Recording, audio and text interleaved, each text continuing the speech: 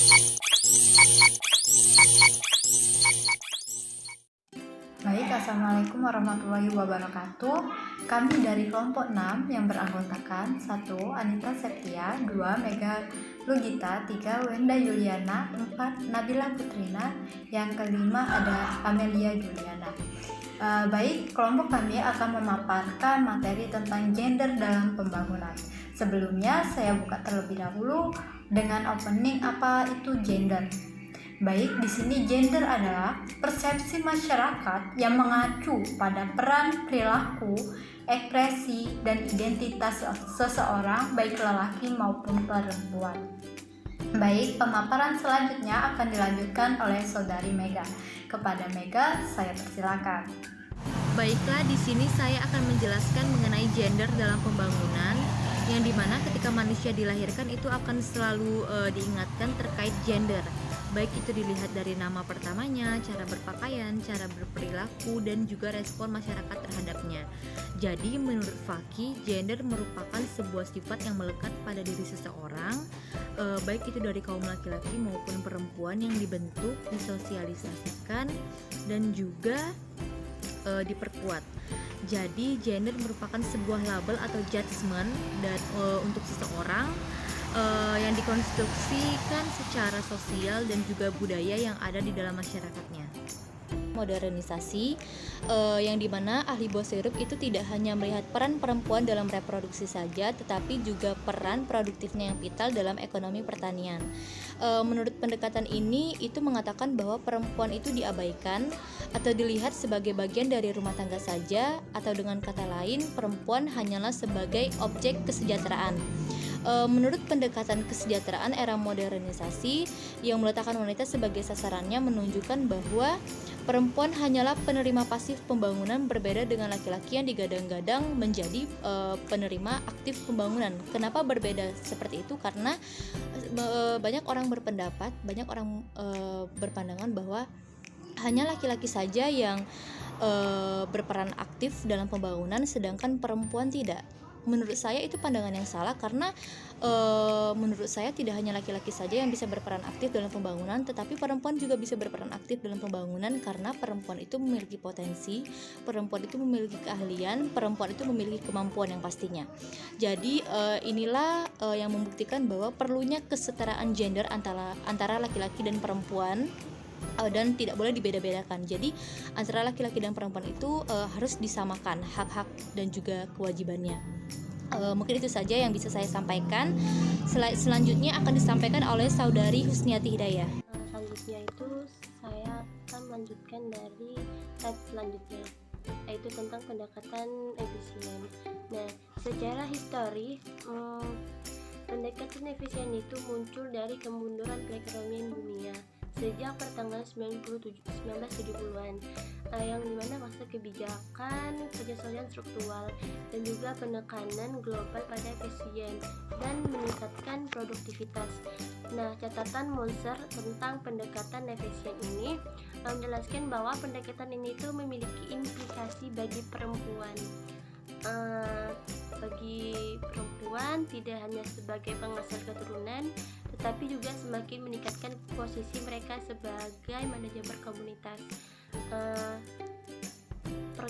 Pendekatan efisien itu bekerja pada dua tingkat yang bebas, memastikan efisien itu dalam proyek pembangunan, menuntut keterlibatan perempuan karena mereka itu sering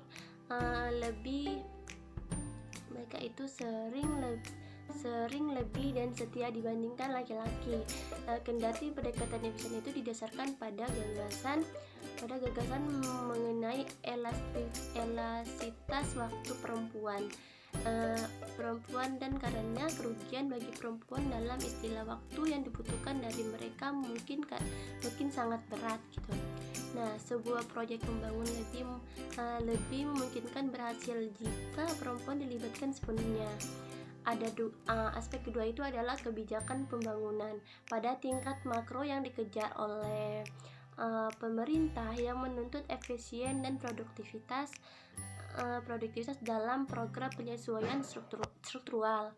Pada tingkat inilah efisien itu dilakukan dengan cara mengubah biaya dari perekonomian dibayar ke perekonomian tak terbayar, yang cenderung memanfaatkan buruh perempuan yang tak dibayar. Kadang-kadang kedua tingkat itu bertemu. Sebenarnya pertemuan tersebut itu memperoleh efisien melalui keyakinan atau waktu perempuan yang tersedia secara bebas. Pendekatan efisiensi bekerja pada dua tingkat yang berbeda. Memastikan efisiensi dalam proyek pembangunan menuntut keterlibatan perempuan karena mereka sering lebih efisien dan setia dibandingkan laki-laki. Kendati pendekatan efisiensi didasarkan pada gagasan mengenai elastisitas waktu perempuan, dan karenanya kerugian bagi perempuan dalam istilah waktu yang dibutuhkan dari mereka mungkin sangat berat. Sebuah proyek pembangunan lebih mungkin berhasil jika perempuan dilibatkan sepenuhnya.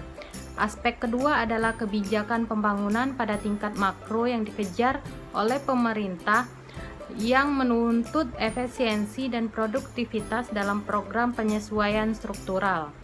Pada tingkat inilah efisiensi dilakukan dengan cara mengubah biaya dari perekonomian dibayar ke perekonomian tak berbayar, yang cenderung memanfaatkan buruh perempuan yang tak dibayar. Kadang-kadang kedua tingkat ini bertemu. Sebenarnya, pertemuan tersebut memperoleh efisiensinya melalui keyakinan atas waktu perempuan yang tersedia secara bebas. Yang keempat itu pendekatan pemberdayaan atau gender and development. Satu-satunya pendekatan terhadap perempuan dalam pembangunan yang melihat semua aspek kehidupan perempuan dan semua kerja yang dilakukan perempuan, baik kerja produktif, reproduktif, privat maupun publik, dan menolak upaya apapun untuk menilai rendah pekerjaan, mempertahankan keluarga dan rumah tangga, mulai dikenal sebagai pemberdayaan, atau lebih umum dikatakan sebagai gender and development terhadap perempuan dalam pembangunan. Pemberdayaan lebih terkait dengan pendekatan dari bawah ke atas atau bottom up, dan kebanyakan pemikiran ini muncul dari tulisan feminis dan gerakan perempuan yang muncul di selatan. Pendekatan ini melacak akar-akar subordinasi dalam ras, kelas, sejarah kolonial, dan posisi negara-negara selatan dalam tata ekonomi internasional.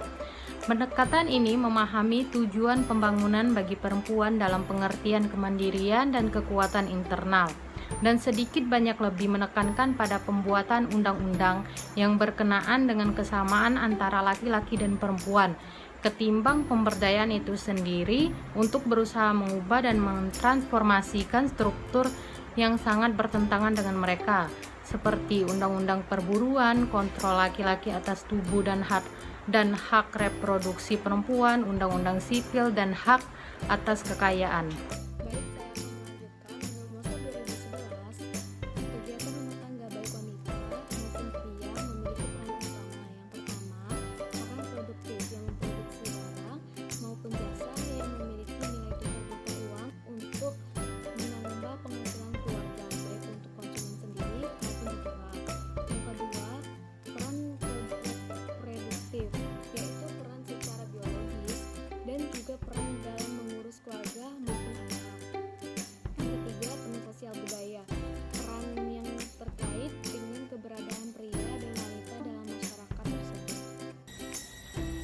Saya akan melanjutkan materinya, yaitu Korea dan Sumantri. Mengungkapkan ada sebuah analisis yang dapat digunakan untuk mengetahui pembagian kerja dalam keluarga. Pembagian tersebut didasarkan oleh hal-hal sebagai berikut. Yang pertama yaitu profil aktivitas, didasarkan pada pembagian kerja gender, siapa yang mengerjakan apa di dalam rumah tangga dan masyarakat. Aktivitas dikelompokkan menjadi 3, yaitu produktif, reproduktif, dan sosial.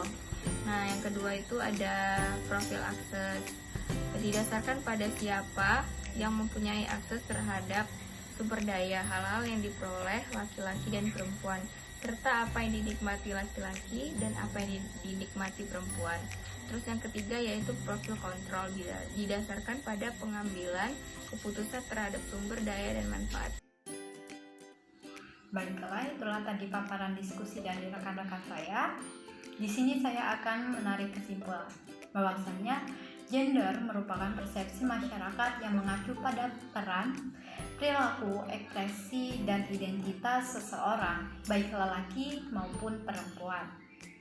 Baik, tadi dijelaskan oleh rekan-rekan saya tadi terdapat pendekatan-pendekatan dalam pembangunan. Yang pertama yaitu perempuan dalam pendekatan modernisasi. Yang kedua ada pendekatan anti kemiskinan. Yang ketiga ada pendekatan efisiensi. Yang keempat adalah pemberdayaan atau gender dalam and development. Selanjutnya yaitu ada pembagian peran kerja dalam keluarga. Mungkin itu saja yang dapat kami sampaikan. Kurang dan lebihnya kami mohon maaf. Apabila teman-teman memiliki pertanyaan, silakan sisipkan di kolom komentar. Dan jangan lupa like, comment, and subscribe. Kami ucapkan terima kasih. Wassalamualaikum warahmatullahi wabarakatuh.